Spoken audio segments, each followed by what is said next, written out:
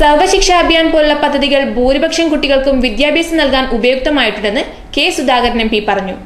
വിദ്യാരംഗം കലാസാഹിത്യ വേദിയുടെ സർഗവസന്തം കണ്ണൂരിൽ ഉദ്ഘാടനം ചെയ്ത് സംസാരിക്കുകയായിരുന്നു അദ്ദേഹം. സ്വാതന്ത്ര്യം കിട്ടും മുമ്പ് India നിരക്ഷരരുടെ നാടായിരുന്നു.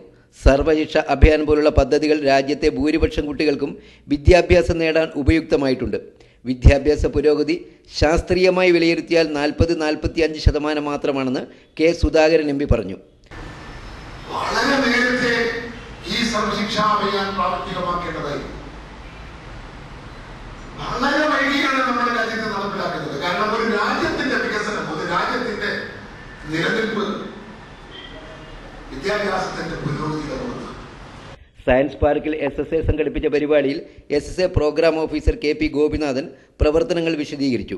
Project officer P Chandrasekharan, ജില്ലാ വിദ്യാഭ്യാസ deputy director CR Vijayanunni, DIET principal K Prabhakaran, Vidyarangam convener Krishnan നടുവിലെത്തിയവർ സംസാരിച്ചു.